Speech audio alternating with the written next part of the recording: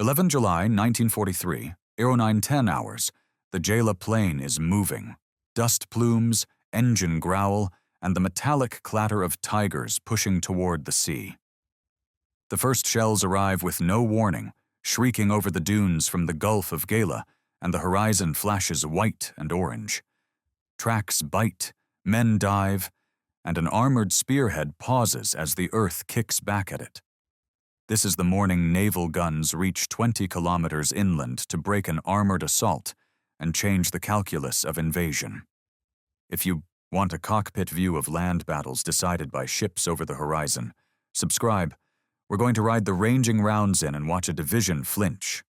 Hours earlier, the plan looked familiar to the men who wrote doctrine for fast wars. A beachhead, thinly held, stood in front of open ground, inviting a counterstroke. Albert Kesselring pushed for it. The command went to the Hermann Göring Division, rebuilt and proud, with tigers alongside Panzerfuhrs and grenadiers stacked on trucks. General Paul Conrath's formation moved across ground that favored speed. The Gela plain spread wide, with wheat and scrub, and only low ridges between Nisemi and the coast. On the American side, the 1st Infantry Division dug in around Gela, with Rangers under William O. Darby holding the Piano Lupo heights. Tanks were few, guns were light, and the beach was crowded. Doctrine said this was the hour. Before heavy weapons massed and wire went up, a concentrated blow could push men back into the surf. The Luftwaffe had struck the beaches the day before. Now, armor would finish the job, driving down the road nets and across the open fields. It was a clear morning. Visibility favored the attacker. Columns formed, point elements probed, and the momentum built with every kilometer taken. Infantry and foxholes watched steel roll past the range of their rifles. Bazooka teams shifted for flank shots and found it hard to reach thick front plates. The Tigers felt immune. Their frontal armor shrugged off the few guns ashore that dared to trade with them from the front. American lines bent and scraped but did not rip. Radio traffic grew clipped, coordinates snapped out, and a different arm of the invasion unfolded at sea. Out in the Gulf of Gela, the U.S. Navy had been waiting with a plan built on geometry, radios, and industrial throughput. The fleet was not a backdrop. It was a weapon system. Shorefire control parties operated as the eyes of the ships. These teams carried radios, maps, and trained procedure, linking platoon-level observations to 8-gun broadsides miles offshore. Their job was simple on paper and ruthless in execution. They found targets, assigned grids, called for type and volume of fire, and adjusted until steel fell where needed. Communications had been rehearsed. Nets were clear, call signs assigned, and priority targets laid down for the sectors around Gela and Piano Lupo. Above the shoreline, Curtiss SOC Seagull spotter planes launched from cruisers and orbited the inland arcs. Their pilots and observers could mark impacts, walk salvos onto moving columns, and keep eyes on the smoke. The cruisers USS Savannah and USS Boise sat offshore with their 6-inch 47 Mark 16 guns trained on the land. Each turret held 3 guns, and each ship could throw a lot of high explosive in a short time. Destroyers added 5-inch 38 fire. Those guns were fast, accurate, and deadly against vehicles, gun pits, and troops caught in the open or behind light cover. Gunnery officers had firing tables for range to inland features. The maximum reach on the 6-inch guns ran out near 23 kilometers, long enough to drop shells behind the first hills. Forward observers ashore watched for column shapes, dust signatures, muzzle flashes, and the telltale black smoke of diesel trucks. They asked for salvos, then corrected with short phrases. Procedure mattered. The first rounds were for range, short or over, then corrections walked the pattern onto the target. Once brackets closed, volume went up. The soil around Gela, dry, hard-packed in midsummer, favored fragmentation. Near misses sent shards laterally, killing crews and shredding tires and half-tracks. Tanks were a different problem. Even Tigers could be hurt without a direct hit. A near miss could crack a track, jam wheels with debris, or blow a tank crew blind with concussion and dust. Trucks and fuel bowsers were soft targets. One shell in a convoy could set off a chain of fires that illuminated the whole grid for follow-on rounds. The SFCP teams were not alone. The Navy plotted pre-arranged targets tied to road junctions, ridges, and villages like Nisemi. If radios cut out, the guns could still hit known points. Depth mattered as much as accuracy. Naval fire could leapfrog forward along a column, smashing the tail, then the middle, then the head, creating a rolling box of chaos. The master stroke came from integration. Land units under pressure could go to guns at sea without waiting for field batteries to set up or aircraft to arrive. German artillery could not answer. The ships sat beyond the typical reach of field guns and many coastal batteries, and counter-battery fire across water was notoriously hard. Air support was a variable Kesselring could not control on demand. By the time aircraft formed, found, and struck, the moment would be gone. Ammunition depth favored the fleet. Resupply ships and tenders kept the magazines full, and fire missions could stack one after another as long as the observers had targets. Precision arrived by repetition. Call, range, adjust, and fire. The loop tightened with practice until salvos landed with metronomic rhythm. Every gun's crew had drilled for this. The process shaved seconds, then minutes, from the timeline between asking for help and getting it in a screaming arc. At 09:10, the loop closed for the first major salvo of the day. On the Gela plain, the advancing armor is just cresting into view of the observers on the Piano Lupo heights. The sound comes first, a layered thunder that swells over the surf and then slams inland. A heartbeat later, fountains of earth rise around the lead elements. One Tiger slews left as the right track jumps its sprocket. Dust blasts into the driver's face, vision blocks shutter, and the tank buries its nose into furrows. Grenadiers running along a ditch line flatten into the hardpan. The next shell straddles the ditch, and the concussion hammers men into the bottom as fragments whip overhead. Ridden with the loops, a shorefire control party adjuster kneels on the slope above Piano Lupo. He watches the first impacts, keys his handset, and clips out a 2-word correction. Downrange, the pattern shifts 50 yards and tightens. The second ladder lands into the column of trucks feeding the tanks, and 3 start burning at once. On USS Savannah, turret crews slam heavy shells into breaches and follow with powder bags. Breech blocks bang shut, recoil cylinders prime, and the guns jump again. Across the formation, a destroyer's 5-inch mounts snap into a new bearing. Faster rounds stitch the edge of a roadway, slicing into motorcycles and staff cars trying to skirt the kill zone. From an orbit inland, a Curtiss SOC Seagull circles in a wide turn. The observer calls splash, notes the straddle, and passes refinement back to the cruiser through the net. The German formation responds the way trained units do under pressure. Tanks push through, trusting armor and speed, while half-tracks peel off to find cover and rejoin later. That's when the pattern shifts again.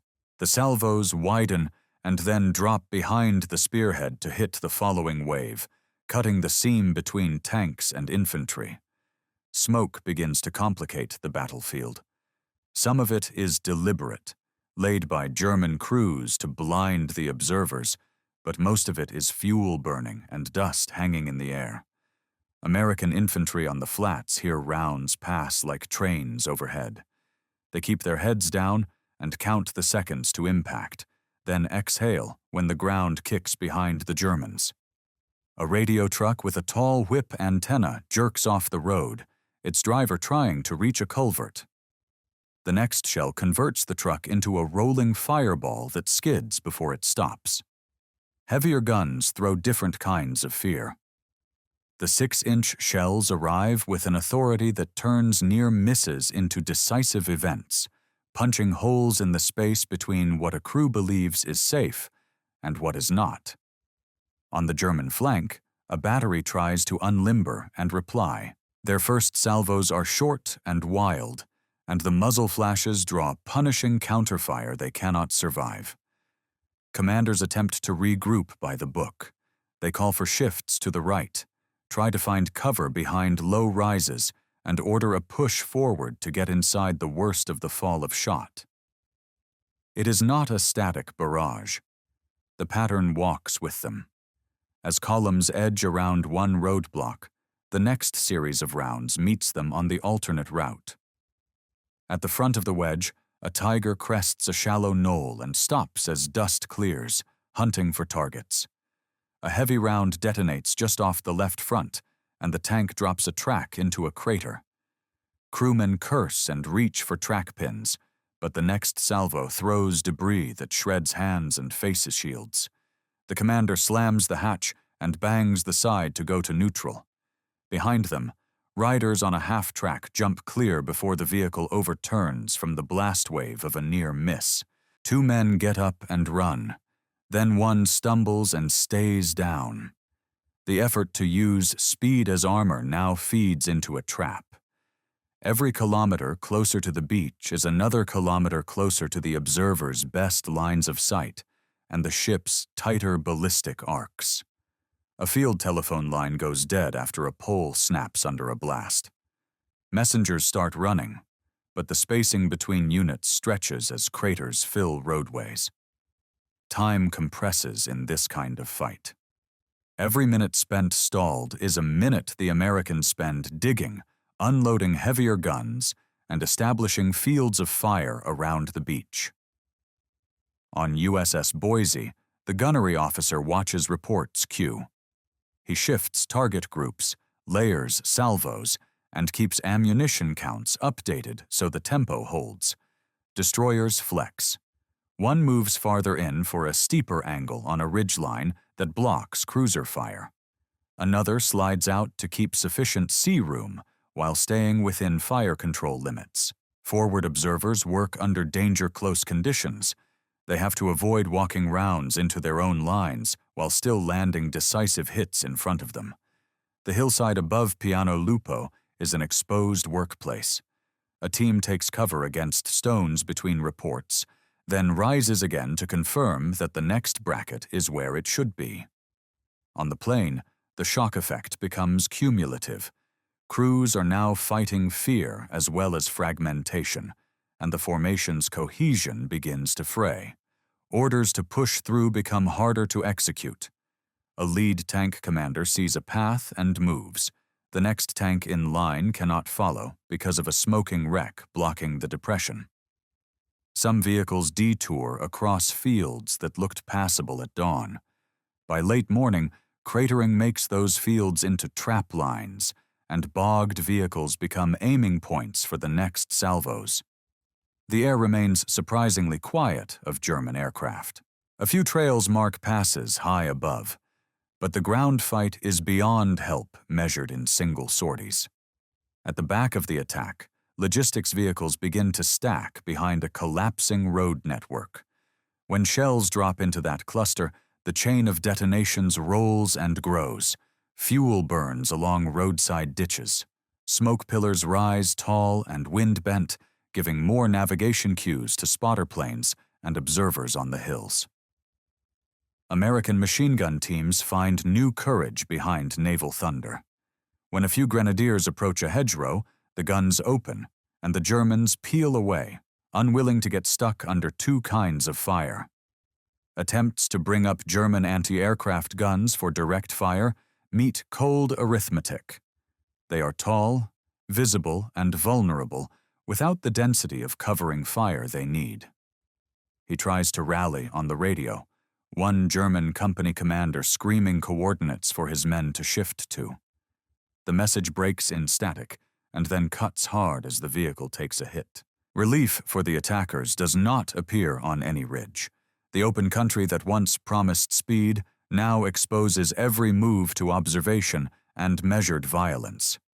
A Tiger crewman opens his hatch to clear dust and heat. He sees a spotter plane bank and drops back inside, slamming the lid like a man shutting rain out during a storm. To the shoreline behind the Americans, supply craft beach and disgorge more ammunition. The defensive line grows teeth that can bite on its own if the ships ever pause. By 10:30, the shape of the battle is no longer a wedge, but a smear. Units that began the morning in ordered intervals now fight in pockets separated by craters, fire, and fear. The cruisers do not tire. They rotate turrets, check recoil seals, and maintain the cadence that breaks morale as surely as metal breaks machines. Shell by shell, the Germans lose capability. Radios go first, then wheels, then tracks, then the will to continue across ground that offers no answer to fire from beyond the horizon. On the right, a road column tries one last dash toward a low-slung farmhouse that could hide regrouping. The shells find the yard, stomp it flat, and leave only a scissored roof frame and a ringing emptiness. American officers can see the change from their foxholes. The rounds land deeper, then farther away, and the bursts show more dust than black smoke as the last soft targets vanish. A platoon on a forward knuckle reports enemy movement slowing. Moments later, the net carries a more confident line. They're turning. Armor begins to back out of the most dangerous zone. Withdrawals are all elbows and bumpers under fire, so more vehicles die in the first minutes of retreat than in the last minutes of attack. Naval guns shift again. The fall of shot chases the retreat only as far as the observers can safely carry it without overrunning their own predictive lines. Silence on a battlefield is never absolute, but shortly before midday, the long roll of the guns eases. The last salvos go out to disrupt reassembly points and spoil any thought of renewing the assault. Out on the Gulf, crews sag and then reset. Shell hoists cycle down, then back up, because no one can promise this is the last call for fire today.